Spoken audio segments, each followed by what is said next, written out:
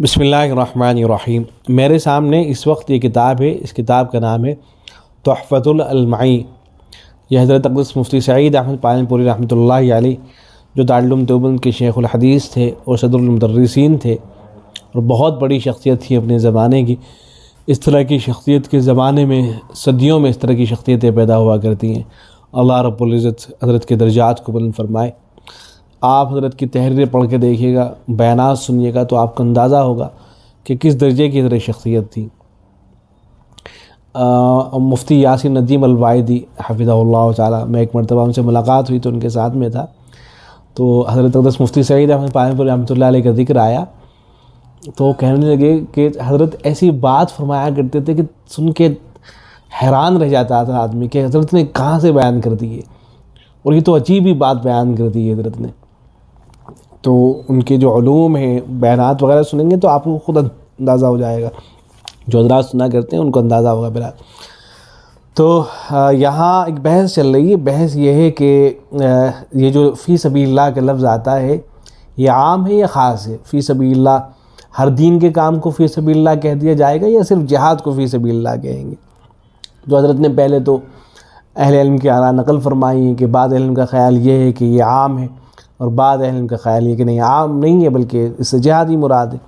یہ ذکر فرمانے کے بعد اب حضرت یہاں فرماتے ہیں کہ غرض یہ اصطلاح قرآن و حدیث میں عام ہے یا خاص، اس میں اختلاف ہے، اور بحث و تمحیص کے بعد آخری رائے جو مصارف زکوٰۃ میں طے پائی ہے وہ یہ ہے کہ فی سبیل اللہ خاص اصطلاح، یہ حضرت فرما رہے ہیں۔ تمام محدثین کا طرز عمل بھی یہی ہے، وہ ایسی سب حدیثیں جن میں اصطلاح یہ کتاب الجہاد میں لاتے ہیں، یعنی ان کے نزدیک یہ خاص اصطلاح ہے اور ان میں آنے والے فضائل ایک خاص کام کے لیے ہیں۔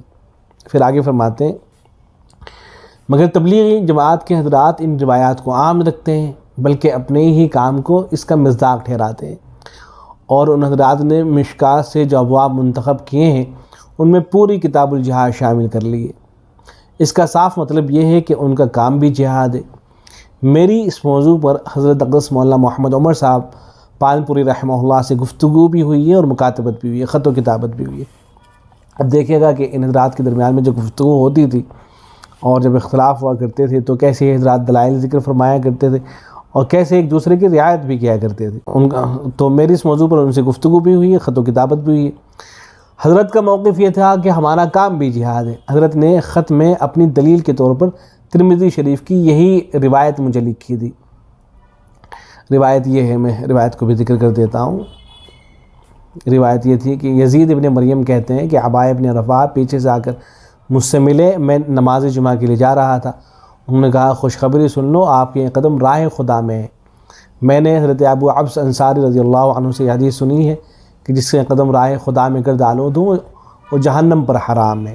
تو یہ تو حدیث تھی، لیکن یہ جو عباء ابن رفاع تھے انہوں نے اس کو عام کر دیا، اور جو نماز پڑھنے کے لیے جا رہے تھے ان سے بھی کہہ دیا کہ آپ بھی در حقیقت اللہ ہی کے راستے میں ہیں، آپ کے قدم راہ خدا میں ہیں۔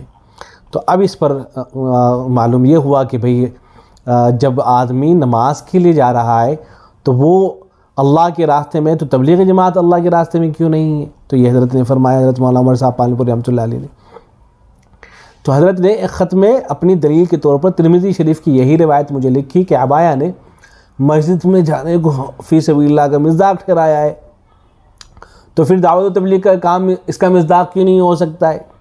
تو میں نے جواب لکھا کہ اول تو عبایا صحابی نہیں ہے، صحابہ کے اقوال حنفیہ کے نزدیک حجت ہیں، اور تابعین کے بارے میں خود امام اعظم رحمہ اللہ نے فرمایا ہے کہ ہم رجال و نحن رجال، یعنی ان کے اقوال ہم پر حجت نہیں ہے۔ اگر کسی صحابی نے اس اصطلاح کو عام کیا ہوتا تو بات بھی تھی۔ پھر آگے فرماتے ہیں حضرت، جو انتہائی اہم بات ہے، اس لیے کہ اس میں تو خیر اہل کا اختلاف ہے ہی کہ یہ فی سبیل اللہ عام ہے یا عام نہیں ہے، بہت سے حضرات نے اس کو عام ہی رکھا ہے، لیکن جو دوسری بات ہے وہ انتہائی اہم ہے۔ فرماتے ہیں کہ ثانیاً دعوت و تبلیغ ہے، اس کا مصداق کیوں؟ آپ اگرچہ ہی نہیں استعمال کرتے بھی کہتے ہیں، یعنی یہ کہتے ہیں کہ ہمارا کام بھی فی سبیل اللہ ہے، آپ یہ کہتے ہیں، مگر جماعت تبلیغ کے عوام نے تو اس بھی کو ہی سے بدل لیا ہے، وہ تو یہ کہنے لگے کہ ہمارا یہی کام ہے۔ اور پھر یہی وجہ ہے کہ ذہنوں سے یہ بات بالکل نکل گئی ہے کہ جو اور حضرات کام کر رہے ہوتے ہیں، علماء، خطبہ، اور دین کے اور جو بہت سے کام ہو رہے ہوتے ہیں، وہاں ذہن جاتا ہی نہیں اس طرف کہ یہ لوگ بھی اللہ کے راستے میں ہیں، اللہ کے لیے کام کر رہے ہیں۔ بالکل عوام کا ذہن تو جاتا ہی نہیں ہے، ان کو تو سمجھایا بھی اگر جائے تب بھی ان کی بات سمجھ میں نہیں آتی ہے۔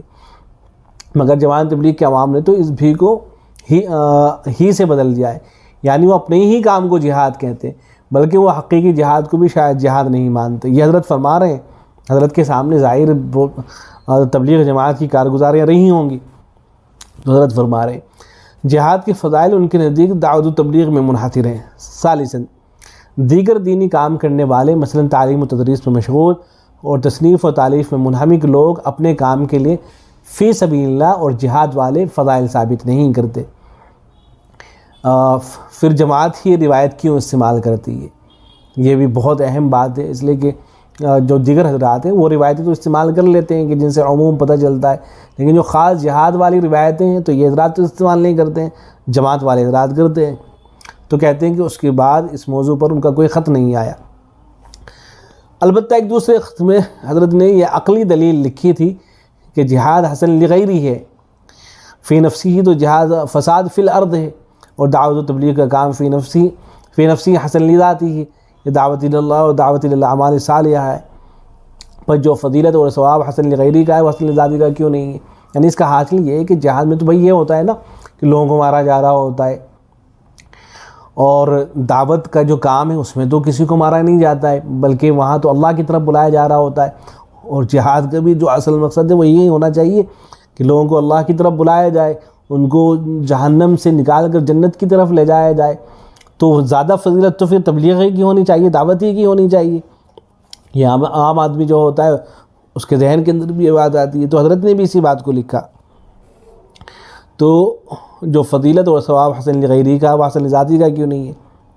تو حضرت کہتے ہیں کہ میں نے جواب میں عرض کیا کہ ثواب میں قیاس ہے، آپ قیاس کر رہے ہیں اس لیے معتبر نہیں ہے، کیونکہ قیاس احکام شریعہ میں چلتا ہے، دیگر امور توفیقی ہیں، یعنی ان کے لیے نص چاہیے، نیز اجر بقدر مشقت ہوتا ہے، اور یہ بات اللہ تعالی بہتر جانتے ہیں کہ کس کام میں کتنی مشقت ہے اور کس کام کا کتنا زیادہ ثواب ہونا چاہیے، بندے یہ بات نہیں بتا سکتے۔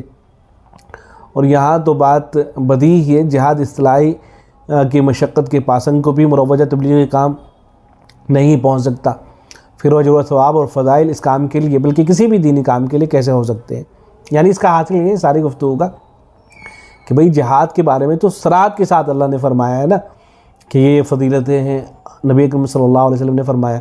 اب آپ دوسرے کام کو بھی اس کے اوپر قیاس کرنا شروع کر دیں تو قیاس کا تو یہاں اعتبار نہیں ہوگا، ورنہ کوئی بھی آدمی کھڑا ہو کے قیاس کرنا شروع کر دے گا کہ ہم جو فلاں کام کر رہے ہیں وہ اس کا درجہ جو ہے وہ جہاد سے بھی بڑا ہوا ہے، تو اس کی اجازت نہیں دی جا سکتی ہے، ظاہر ہے۔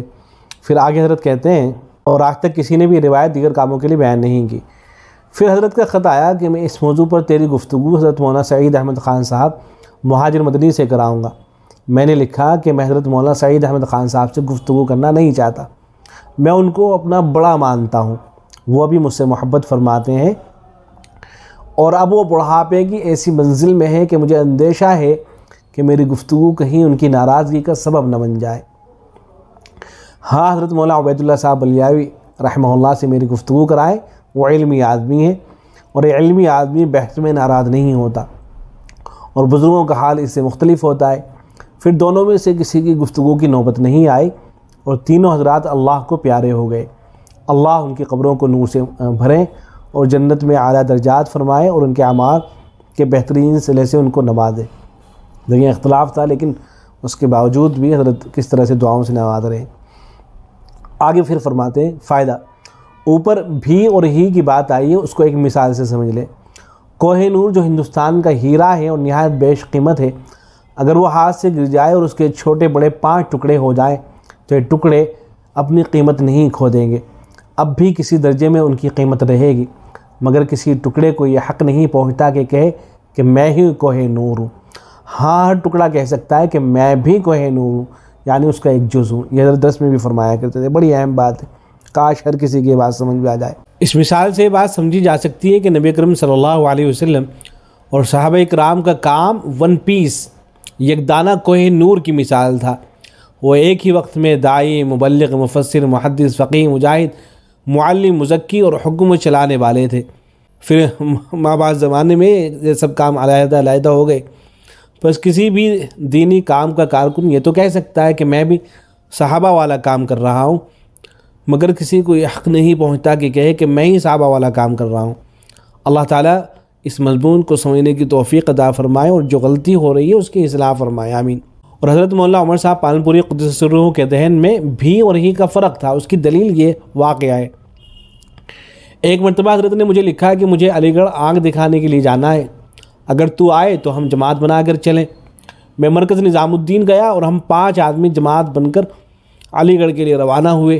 رات عشاء کے وقت پہنچے اور ڈاکٹر خالد صاحب کے مہمان ہوئے۔ صبح حضرت نے مجھ سے گجراتی میں کہا، حضرت مجھ سے گجراتی میں بات کیا کرتے تھے، مولوی صاحب میں آپ کو تبلیغ کے لیے نہیں لایا، تبلیغ کے لیے تو میں بہت ہوں، میں آپ کو آزاد لائبریری دکھانے لایا ہوں۔ ہم یہاں 3 دن رہیں گے، آپ تینوں دن لائبریری میں رہیں اور جمعرات کو مغرب کے بعد جامع مسجد میں میرا بیان ہوگا، اس میں شرکت کریں۔ اس واقعے سے اندازہ لگایا جا سکتا ہے کہ آپ کے ذہن میں تمام دینی کاموں کی اہمیت تھی۔ اس ذیل میں ایک دوسرا واقعہ بھی عرض کرتا ہوں۔ حضرت پالنپوری رحمہ اللہ ہر 10 سال کے آخر میں دارالعلوم دیوبند میں تشریف لایا کرتے تھے، اور ان کے استقبال میں ظہر کے بعد دارالہتمام میں حضرت محتم صاحب اساتذہ دارالعلوم دیوبند کو جمع کیا کرتے تھے، اور ان سے حضرت پالنپوری کا مختصر خطاب ہوتا تھا۔ جب آپ پہلی مرتبہ تشریف لائے تو اساتذہ کی مجلس میں جو بیان فرمایا اس میں قرآن کی کوئی آیت یا حدیث جو جہاد سے متعلق تھی حضرت نے اپنے کام کے تعلق سے پڑھی۔